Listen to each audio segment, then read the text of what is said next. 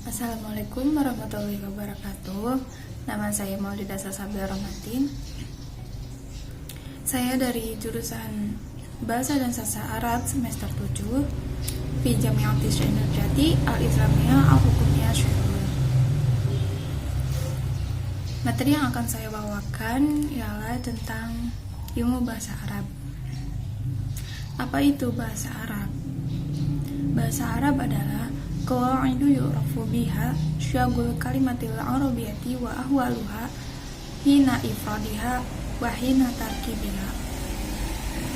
Yang artinya, ilmu bahasa Arab adalah kaidah-kaidah untuk mengetahui bentuk kata-kata bahasa Arab serta keadaannya baik dalam bentuk tunggal maupun susunan kalimat.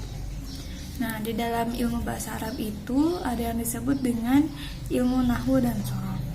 Nah, keduanya ini penting kita pelajari agar bisa memahami ilmu bahasa Arab.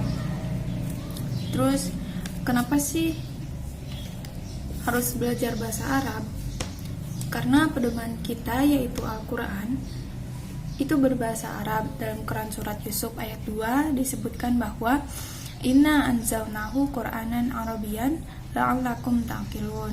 Sesungguhnya kami menurunkannya Al-Quran dengan berbahasa Arab agar kamu memahaminya. Juga Umar bin Khattab pernah berkata, "Ta'allamul Arabiyyah fa innaha min dinikum." Pelajarilah bahasa Arab karena bahasa Arab adalah bagian dari agama kalian.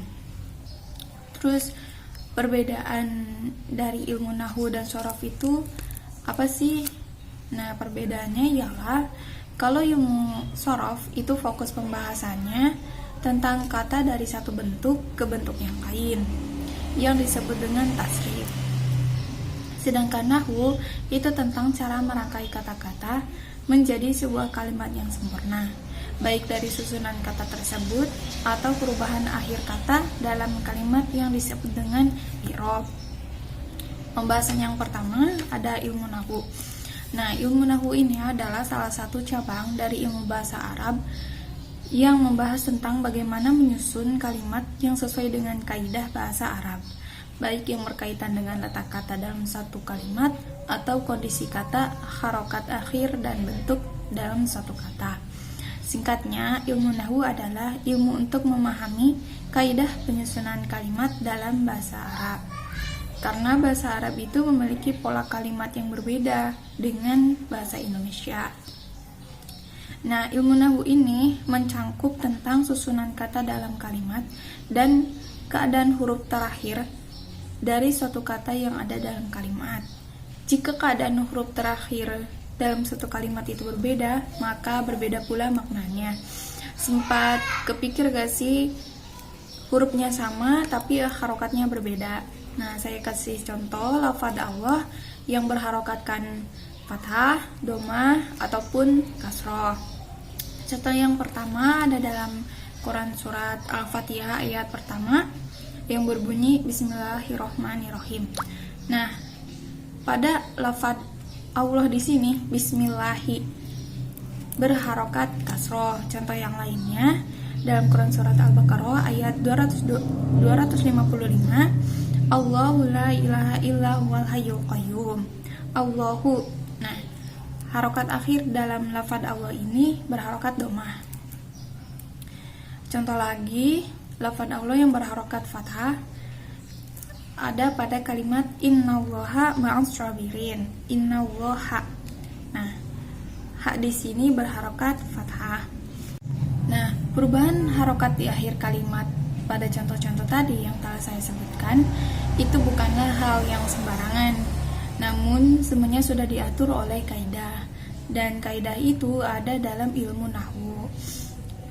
Intinya, perubahan kalimat di akhir kalimat, maksudnya perubahan harokat di akhir kalimat tentunya sudah diatur oleh kaidah nahwu atau biasa yang disebut dengan i'rab.